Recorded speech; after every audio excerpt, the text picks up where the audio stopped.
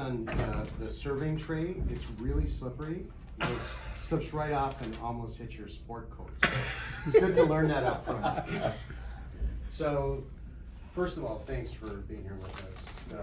We know that you have a lot on your plate, and you probably had plans tonight, but we're glad that you took your time for us. And so we have a cake. Good Lord, who is that guy? Do you recognize the picture? Do you know what An it's from? inside salesperson from our Paris office or something. So this is that your guy. original personnel picture out of your personnel file. 1996. How Wow. good is that? How youthful does he look? And you know Beth could find that. There's no question in my mind Beth could find this. Hold it up, yeah, Kristen will be pleased. Look at what he's become. It's hard You to should see have it. written underneath what the Yeah, hell it's happened. on. Yeah. There we go. There, that's a good look. So that was my small contribution to the cause. You got that picture? She showed, no, Beth got it. She goes, what do you think we should do with that? I said, put it on a cake. Think of the number of times she's asked that question. Yeah. What do you think we should do with this? What's the most painful thing we can think of that would? So, by the way, as proof, here. These were the original Oh, prints, and Look at that this was a tie. cutout, which is that. Look at that tie on So, that guy. I Wow. believe that was probably on your first badge in 1996. I bet you that is exactly right. So tell us, do you remember the first day? I do. I remember, so circumstances were, I had a pretty accelerated departure from the Navy, my request. Okay. And so I had about 3 or 4 months, between the time I knew I was getting out to the time I needed to have a job, right? Because the Navy or military will move you, once you detach, they'll move you to your next destination. Well, I needed to know where that was, so they could move our household goods to where that was gonna be. So we were trying to figure out, we wanted to live near one set of the grandparents, because we'd never lived near any of the grandparents in all of our military days. So my parents kind of won, they were living near Charlotte. So I started looking for a job, and I had an uncle of mine that had worked for then Allvac, way back when, I mean in the very early years of Allvac. And so he knew a guy that was kind of the head of technology there. And so he said, well, you might want to talk to this guy. So I went and got a hold of the guy, and we started talking. And the guy said, well, we kind of have an opening, and you might fit there. So I started going through the interview process, and so one night he calls me from a bar, and to let me know that they're going to give me the job.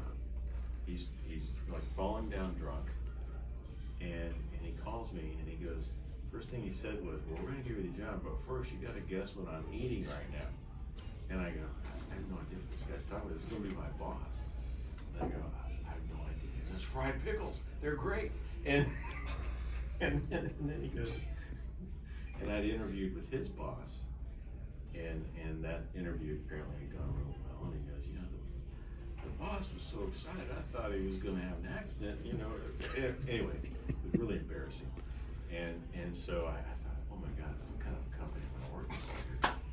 So I get ready, everything's ready, I'm ready to go work for this place, and I get a call from their HR group, who up to that point I'd not even talked to. And they go, well, we got a problem here, because actually they weren't authorized to even extend an offer to you. And I go, well, what do you mean? And they said, well, because Teledyne got in all kinds of trouble from the Defense Department back in the late 80s, early 90s for contract violations and so on.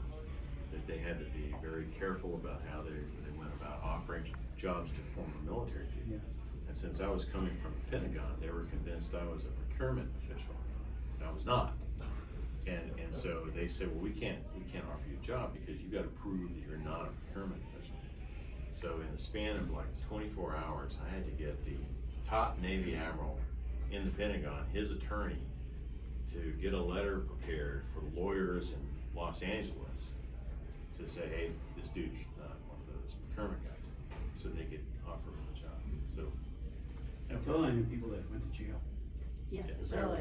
Yeah. Wow. But anyway, that was the picture. Right after that. That day. That is like, Smiling that guy. day I'm It's all going, flooding back. this is Smiling just, this guy. is probably not gonna end well, but you know. So actually, that's interesting. So how long did you think you'd be with the company? You know, I mean, I had my whole life had been in the military. I really had no experience with civilian companies, so I didn't know. And so I thought at the time, I mean, my vision of the civilian world was based on the life I had lived. It's gotta be like a 9 to 5 thing, right? It's just, Cushy it's gotta life. be great, you know? I mean, predictable and all this kind of stuff. And what I found out was it wasn't that. And so, I don't know, just kind of, my first 6 years at that business unit, I changed jobs 7 times in 6 years, and none of them were at my request.